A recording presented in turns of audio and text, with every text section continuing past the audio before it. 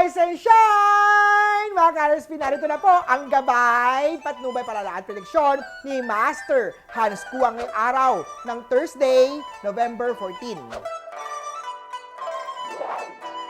Para sa mga pinanganak ng Year of the Rat, never say no sa mga positive na opportunity na paparating.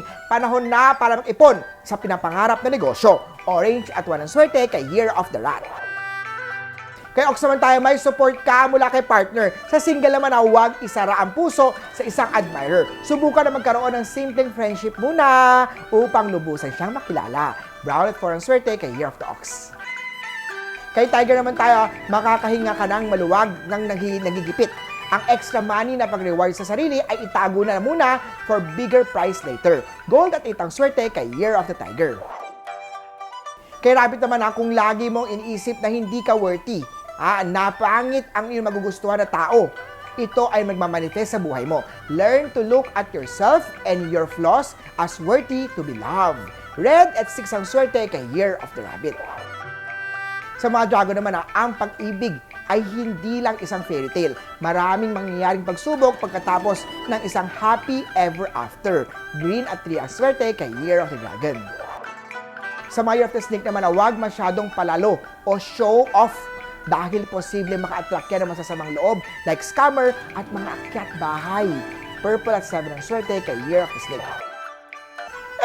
Ito naman, sa Year of the Horsey, kailangan pa ng extra effort sa iyong mga love life upang hindi nalalamig ito. The art of seduction will always spark the fire sa mga committed na mga couples.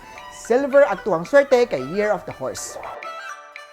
Sa Goat naman, matuto kang maging kalmado sa mga pinagdadaanan ng huwag mataranta. Yellow at 4 ang swerte kay Year of the Goat. Sa mga monkey naman, high blood, high cholesterol problem ang maaaring sapitin kung hindi maghihinay-hinay sa bisyo. Ugaliin ang mag-exercise at regular check-up kay Doc. Gray at 7 ang swerte kay Year of the Monkey. Sa Rooster naman, nalikas sa'yo ang pagiging seloso o selosa. Pero bago magselos, make sure na may ebidensya at totoo nga ang hinala mo. Huwag maniwala agad sa marites sa paligid. Magenta at 4 ang swerte kay Year of the Rooster. Sa Dog naman, human beings are social creatures. Kahit loner ka, it's best na lumabas ka at makibahagi din sa ibang tao. Enjoy yourself outside your home. Yellow at 1 ang swerte kay Year of the Dog.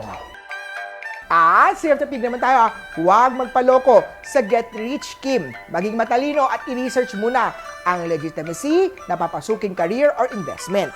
Green at 1 ang swerte kay Year of the Piggy. Muli po, ito po yung mga gabay, patnubay, palala at prediksyon lamang ni Master Hans Kua. Nasa inyong mga kamay nakasalalay ang inyong tagumpay. Kaya always be positive at i-claim ang mga swerte, mga ka-RSP.